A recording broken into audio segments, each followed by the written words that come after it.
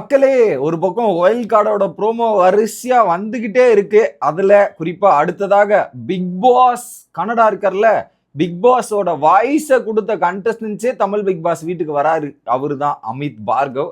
அவரை பத்தி பார்க்கலாம். அடுத்ததாக அன்சீன் ப்ரோமோ ஒன்று ரிலீஸ் ஆயிருக்கு. விக்கல்ஸ் விக்ரமோட ஸ்டோரி சொல்றார். அது குவைட் இன்ட்ரெஸ்டிங்கா இருந்ததுங்க.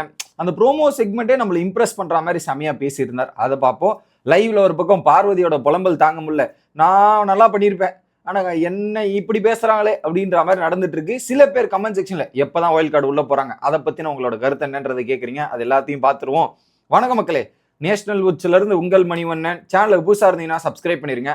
வீடியோ பார்த்துட்டு மறக்காம லைக்க போடுங்க மக்களே. பல பேர் லைக்கே போடாம இருக்கீங்க, தயவு செய்து லைக்க போட்டுருங்க ஐயா. கண்டென்ட்டுக்குள்ள போயிடலாம். ஃபர்ஸ்ட் வைல்ட் கார்டு என்ட்ரி எப்போ போறாங்க அப்படின்றத பாத்தீங்கன்னா, சொன்னாரு அதான் வீக்கெண்ட், இந்த வீக்கெண்ட் உங்களுக்கு சர்ப்ரைஸ் இருக்குன்னு சொன்னார் இல்லையா விஜய் சேதுபதி, அவ்வளவுதான் ஆன்சர். அந்த ஆன்சரே உங்களுக்கு தெரிஞ்சிருக்கும். சர்ப்ரைஸ் என்னன்னா வைல்டு கார்டு என்ட்ரி தான் சர்ப்ரைஸ், வேற எதுவுமே கிடையாது. ஸோ இந்த வீக்கெண்டு என்ட்ரி ஆகிறாங்க, அவ்வளோதான், வேற எதுவுமே கிடையாது. நீங்க அப்படியே வச்சுங்க. ஸோ இந்த நடுவில் போறாங்களா இல்லையான்னு எனக்கு தெரியல. என்னோட ப்ரெடிக்ஷன் வீக்கெண்ட்ல போவாங்க அப்படின்றத எக்ஸாக்ட் நியூஸ். ஓகே, அடுத்ததாக மூணாவது வைல்ட் கண்டஸ்டன்ஸோட ப்ரோமோ வந்திருக்கு. அமித் பார்கவ். இவரை பத்தி சொல்லணும்னா, கனடா பிக் பாஸ் இருக்குல்ல, கிச்சா சுதீப் பிக் பாஸ் பண்றாரு இல்லையா, அந்த பிக் பாஸோட வாய்ஸா இருந்தவர் தான் இவரு அப்படின்றதான். இவருக்கு ஒரு மிகப்பெரிய பெனிஃபிட் இருக்குங்க. என்ன பெனிஃபிட்னா, ஸோ பிக் பாஸாவே வேலை செஞ்சிருக்காருன்னா அங்க பின்னாடி பேக்ரவுண்ட்ல பிக் பாஸுக்கு பின்னாடி என்னென்ன ஒர்க்லாம் நடக்கும், என்ன மாதிரி கேம் பிளே நடக்கும், என்னென்னலாம் பண்ணுவாங்கன்றது தெரியாமையா இருந்திருக்கும். நீங்களே வச்சு பாருங்க, பேக்ரவுண்ட்லேயே என்ன நடக்கும் தெரியும் போது.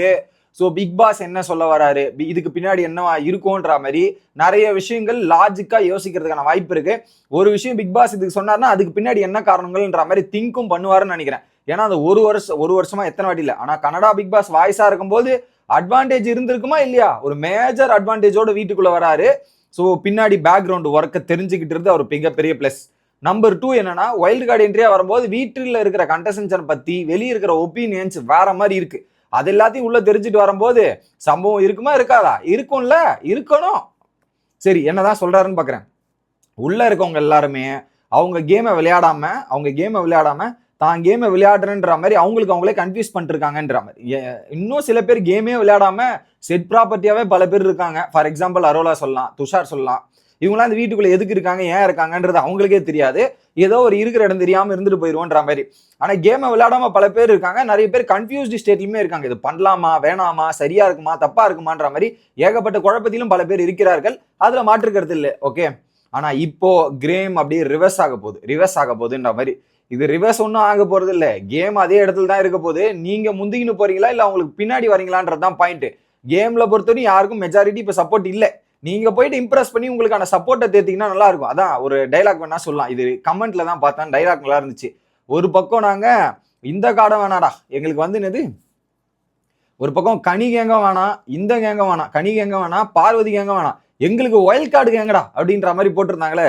அப்ப எல்லாரும் வைல்ட் கார்டு கேங்காவே மாறிடும் போல இருக்கு. இது ஒரு பக்கம். ஓகே, வெளியில இருந்து எல்லாத்தையும் பார்த்து புரிஞ்சு தெரிஞ்சு நான் உள்ள போக போறேன். ஓகே, ஸோ என் கேமை நான் ஆட ஆரம்பிக்கலாமா, நீங்களும் ரெடியா அப்படிங்கிற மாதிரி சொல்றாரு. என்ன கமல் சார் டைலாக்லாம் பேசுறீங்க, அதுக்கு ஏற்ற மாதிரி பர்ஃபார்மன்ஸை கொடுப்பீங்களா சார்? ஏன்னா இதுல இந்த சீசன்ல மக்களோட நிலைமையும் சரி, எல்லாரோட நிலைமையும் சரி, வீட்டில் இருக்கிற கண்டஸ்டன்ஸ் மேல நம்பிக்கை இல்லை, ஓப்பு இல்லை.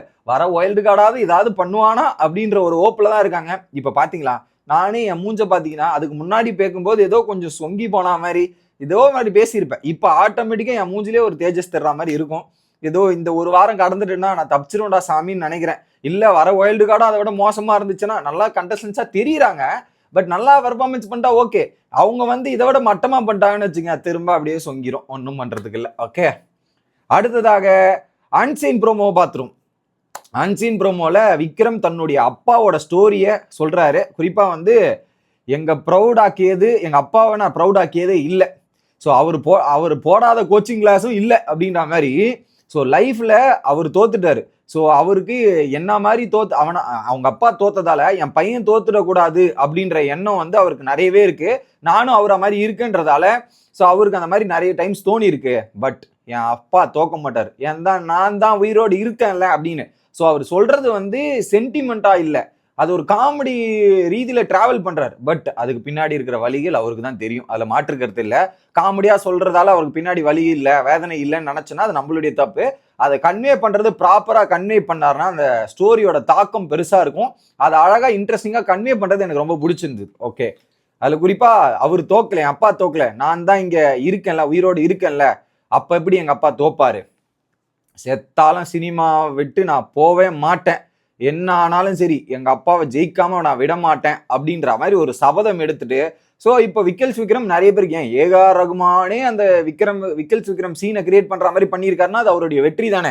ஓகே, ஸோ அவங்க அப்பா தோக்கல, அவரை தோக்க விட மாட்டேன், என் நேம்லேயே கூட இருக்காரு வித்யாபதி. ஸோ விக்ரம் ஒன்னா தோக்கலாம், அந்த வித்யாபதி என்னைக்குமே தோக்க விட மாட்டேன், தோக்கவும் மாட்டாருன்ற மாதிரி கன்வே பண்ணியிருக்காரு. பார்ப்போம், குவைட் இன்ட்ரெஸ்டிங். ஓகே, அடுத்ததாக நம்ம பார்வதி இருக்காங்களா, பார்வதி ஒரு பக்கம் இந்த டாஸ்க்கை போய் தோத்துட்டு வந்து என்னன்னா சொல்றேன், அங்க டிஸ்கஷன் பண்ணல, கெமி நான் போயிருந்தா கூட பண்ணியிருப்பேன்ற மாதிரி. ஸோ அது ஸ்ட்ராட்டஜி ஃபெயில்ட் ஆயிடுச்சு. ஓகே, அங்க வந்து குரூப்பா கொஞ்சம் வருத்தங்கள் இருக்கு, ஏன்னா மற்ற டீம் வந்து 1000 ரூபாய்க்கு பாயிண்ட் கிடைச்சிருக்கு, அவங்க லக்ஸரி ஃபுட் வாங்கிடுவாங்களா, ட்ரெஸ் எடுப்பாங்களான்ற மாதிரி ஏகப்பட்ட குழப்பத்தில் இருக்காங்க இல்லையா. இங்க வந்து இப்படி பேசிட்டு இருக்கும்போது யாருமே எதுவுமே சொல்ல, பார்வதியை எதுவுமே சொல்ல, பெருசா எதுவுமே கேட்கல. இவங்களா போயிட்டு ஒவ்வொரு கேமராமேன் ஃபோக்கஸ் வைங்க, ரிஜிஸ்டர், அடுத்து வாப்பா சபரிங்க வா, ரிஜிஸ்டர் அப்படின்ற மாதிரி தான் இருக்கே தவிர்த்து சபரி கிட்ட போய் பேசுறாங்க. என்ன சபரி இப்படி ஆயிப்போச்சு சபரி, நான் வேற இங்க உள்ள வேற பேசுறாங்க, கெமி அமைச்சிருந்தா நல்லா இருக்கும், இதெல்லாம் அமைச்சிருந்தா நல்லா இருக்கும் போது அங்க போனா பதட்டம் ஆகமா செய்யும். நீ வந்து உன்னை எடுத்துட்டு போய் துஷார் கிட்ட கம்பேர் பண்றதே தப்பு. அவன் ஒரு மாதிரி பிளே பண்ணா, நீ ஒரு மாதிரி பிளே பண்ண, இன்னைக்கு தோத்துட்ட, நாளைக்கு ஜெயிச்சா மாற போகுது, இது எதுக்கெல்லாம் எதுக்கு ஃபீல் பண்ணிருக்க அப்படின்ற மாதிரி சபரி ஒரு பக்கம் ஆறுதல் சொல்ற மாதிரி போயிடுச்சு. அடுத்து கமர்தீன் கிட்ட போயிட்டு, டே அந்த 2 டாஸ்க் எவ்வளவு பெரிய டஃப் தெரியுமா, அதுல முதல்ல பிளிப்பே செம டஸ்க், அதுக்கப்புறம் அந்த போல்டும் செம டஃப், அந்த அரேஞ்ச்மெண்ட்டே எனக்கு சரியில்லை அப்படின்ற மாதிரி ஃபீல் பண்ணிருக்காங்க. இதுல கெமி போயிருந்தாலும் அவன் பண்ணிருக்க மாட்டா, அவ அந்த ஃபர்ஸ்ட் டாஸ்க்லயே ட்ரைனிங் கொடுத்த டைம்லயே திணறிட்டா அப்படின்னு. ட்ரைனிங் எப்போ கொடுத்தீங்க, கடைசியா வெளியே போறதுக்கு முன்னாடி அவங்க ஒன்னு ட்ரை பண்ணாங்க, அந்த ஒன்னே உடனே போட்டுருவாங்களாம். இவங்க மட்டும் 10-20 ஆப்ஷன் எடுத்து போடுவாங்க, மொதல் ஆப்ஷன்லயே அவங்க கரெக்டா போடலன்னா அதுவும் சரிப்பட்டு வர மாட்டார், இவங்களே பட்டத்தை கட்டிடுவாங்களாம். நான் என்ன கேட்கறேன், பார்வதி அவர்களே, நீங்க தோத்துட்டீங்கன்னா வாயை மூட்டு கம்முன்னு இருங்க. நீங்க போயிட்டு கேமரா முன்னாடி ரிஜிஸ்டர் பண்ண உங்களுக்கு தான் அது தப்பா போயுமே தவிர்த்து மீண்டும் மீண்டும் அடுத்தவங்க யாருமே உங்களை குறை சொல்ல எதுவுமே கேட்கல. ஆனா இவங்க போயிட்டு சொல்றேன்ற பேர்ல பண்றாங்க பாருங்க, ஐயோ முடியலடா சாமி அப்படின்ற மாதிரி தான் இருக்கு.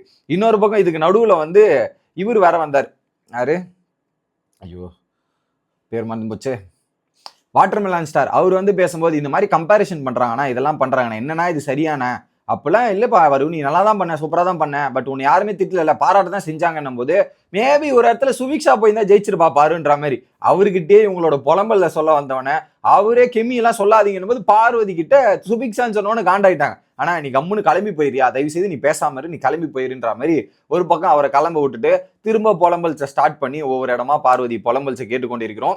இதுல குறிப்பா கெமி போயிருந்தாலும் அந்த அளவுக்கு பண்ண முடியல, போன டாஸ்க்ல கெமி பால் போறதுல கூட ஒழுங்கா பண்ணல, சோ இந்த டாஸ்க் எப்படி பண்ணிருப்பா அப்படின்ற மாதிரி உட்காந்து பேசிட்டு இருந்தாங்க. ஏன்னா போன வாட்டி வந்து பால் போற டாஸ்க்ல பார்வதி நல்லா பண்ணிட்டாங்கல்ல, அதனால ஏதாவது ஒன்று சொல்லணுமேன்றதுக்கு சொல்ற மாதிரி தான் இருக்கு.